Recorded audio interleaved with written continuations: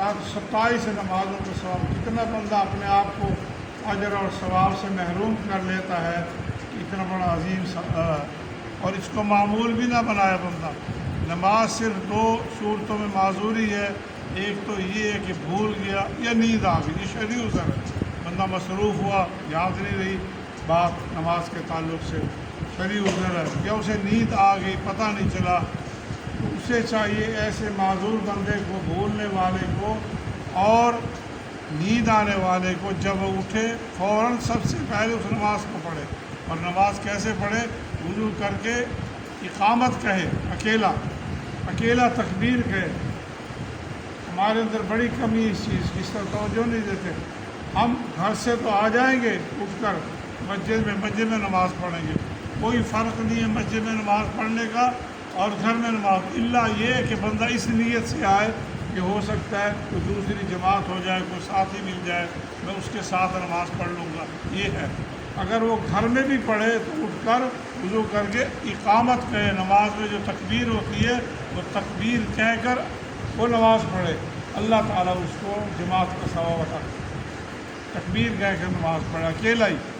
حدیث میں آتا ہے نا، اللہ کے نبی نے فرمایا اکیلا بندہ ہے، اکیلا ہی اذان دے دیتا ہے جنگلوں میں یا کہیں کسی بھی جگہ، اور اکیلا ہی اقامت کہہ کر جماعت شروع کر دیتا ہے. اللہ تبارک و تعالیٰ فرشتوں کو بھیجتا ہے کہ جاؤ میرے بندے کے پیچھے کھڑے ہو جاؤ اور اس کو جماعت کا پورا ثواب ہو جائے.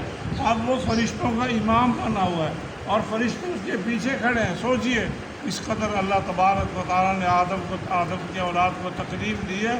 فرشتے اس کے پیچھے مقتدی بن کے کھڑے ہو جاتے ہیں تاکہ اس کو جماعت کا ثواب ملے. کوشش کرنی چاہیے جماعت کے ساتھ. بلا عذر شرعی نماز نہیں ہوتی، یاد رکھے. کوئی بندہ معمول بنا لے. ایسے نمازیوں کی ویل للمصلین الذین هم عن صلاتهم ساہون. تباہی، ہلاکت ایسے نمازیوں کے لیے جو نمازوں میں سستی کرتے ہیں. کوشش کیا کریں جماعت کے ساتھ نماز پڑھنے کی، زیادہ ثواب حاصل ہوتا ہے. اور روز کا بندہ یہ معمول بنا لے تو اس کو ایک ہی ثواب ملے گا، اور معمول نہیں بنانا چاہیے. الارم لگا کے بندہ کوشش کرے اپنے کاروبار سے زیادہ اس کاروبار پہ توجہ دے.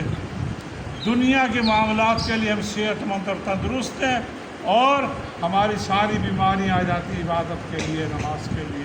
تو اللہ کے نبی اس بات کو ہمیشہ ذہن میں رکھے. اکیلے نماز پڑھنے سے، جماعت کے ساتھ نماز پڑھنا 27 نمازوں کا ثواب ملتا ہے، اور اکیلے پڑھنے سے ایک ہی نماز کا ثواب ملتا ہے. جس نے ایک رکعت بھی امام کے ساتھ مل گئی، ایک رکعت، اس کو جماعت کا ثواب بھی مل گیا. ایک رکعت، 4 رکعتیں، 2 رکعتیں، 3 رکعتیں، ایک رکعت امام کی اقتداء میں پڑھ لی تو اللہ تبارک و تعالیٰ اسے پوری جماعت کا ثواب عطا فرما دیتا ہے. اللہ تعالیٰ ہمیں عمل کی توفیق دے.